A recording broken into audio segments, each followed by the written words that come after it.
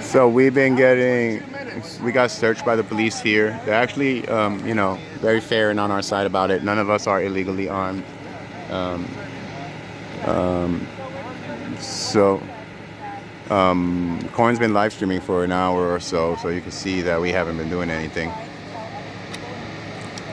Coin's talking to them right now over there. They searched every person here so far. We all consented to search just to keep everybody safe. This is a non-violent protest. There were a lot of loud noises inside earlier, and we heard some broken glass, so I don't know if they are like self-vandalizing and then calling the cops, because the cops wouldn't come. The cops have only shown up now, and it's very late.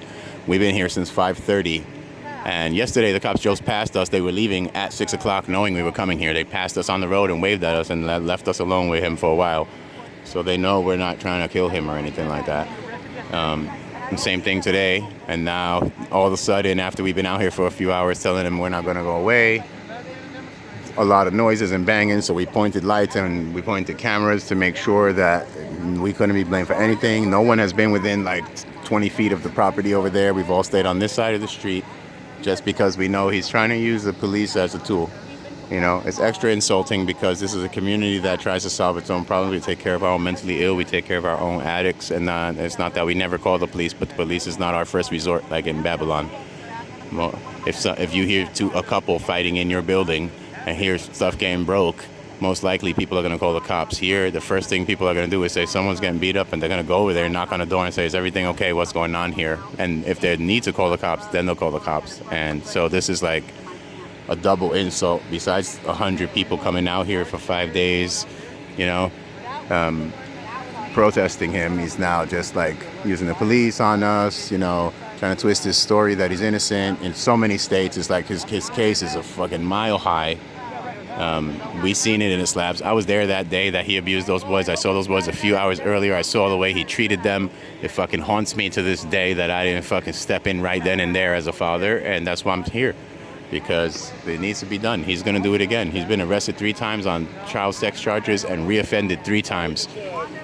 And now they're just like going to throw him here like he belongs here. And this is a island of misfits, but not that kind. And this shit, we got a lot of people here that, like I said, we all don't see eye to eye. But boy, on this we do, including with the police. We all see eye to eye on this so far.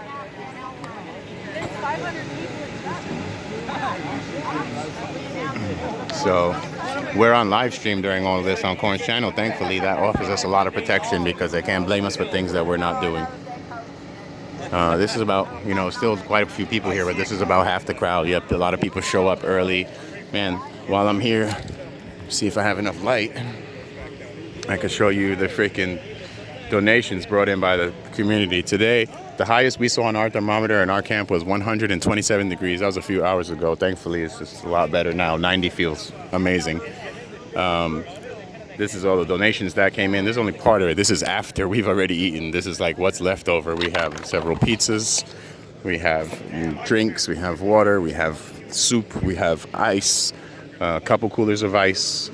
We have, they're over there smoking in front of the cops. People really came together for this. And I said, this is not a group of people that normally hang out. When we're all together, we're at the range. But guess where we are? We're right at the range. We're not even far. We're 100 feet away from it. And this guy decided he wants to move into there, right across the street from the range, which is like ridiculous. This property's next to the parking lot there. That parking lot in 60 days, when what we call the season drops, means Slab City's population goes from a couple hundred people to several thousand. This is a snowbird place. It's super hot, and the crazy people stay for the summer, and then in the winter everyone comes back. So this is a very special place to everyone here, and we all the only other place you're going to see all these people together are at the range.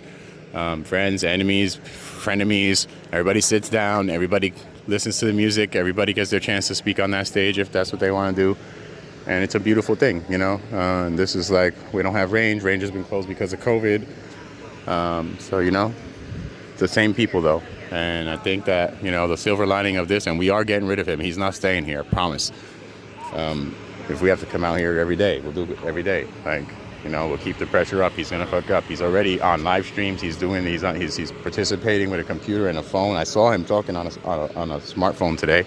I uploaded another video of that, of his car following us, and that's Mike Dibble driving. I found out on the way back because I saw him get out of the car and run into the house when he saw it was me. Yeah, so another fun night out here. I said at least the silver lining of this is like maybe all these camps will remember when they stood together when the time comes, when they're on different sides, you know. But any of our little differences or differences between other people, we're all slabbers at the end of the day, and none of us are monsters except that small little crew in there. This guy, I remember on my other video, I showed you that he's saying he's a veteran. He's got a veterans camp. I showed you the signs. It's URA, U.S. Marine Corps, all this like super veteran-y stuff on the front wall. That's like the other side of this camp faces the main road where the tourists drive by. And if you saw it from the outside, and I believe this, that this was a safe place for veterans. It's not. It's 2 abandoned buildings and this one asshole in the trailer, Dave Whalen, with false valor, says he's a veteran, opens this veterans camp. Motherfucker is not a veteran. He's not. So there are no veterans in there. You know, that's fucked up. Like, you know, I taught college for a couple of years before I came to the slabs, and most of my students were GI Bill students.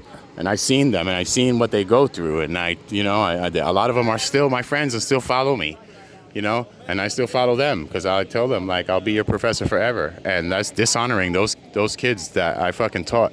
You know, I know real Marines, not this fake shit.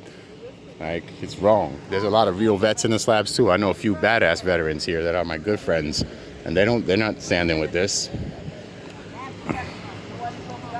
I never met this guy, David Whalen. He doesn't have a good reputation once I started looking into it. But, you know, apparently he's been here for a while and he's on the bad side of a lot of people. And I said, oh, that's forgiven. Slabber jabber, whatever. Our internal affairs are our internal affairs. But it becomes everybody's business when you're raping 8-year-old and 10-year-old children in the slabs. He did it here. Like, you know, that's just incomprehensible. And then it's incomprehensible that he would come back. Like, how would you come back? You know everyone here hates you. You know you hurt people here. I had to clean up the mess. If y'all followed me that long, a couple of years ago, a lot of people out here had to clean up his mess. You know, that caused a major problem. A lot of suffering in the slabs and a lot of divisiveness when he went down. You know, and everybody worked it out, and he came back in to stir the pot again. It's just, he doesn't belong here.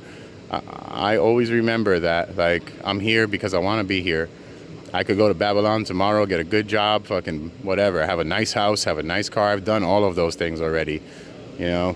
There's a lot of people out here who have nowhere else to go.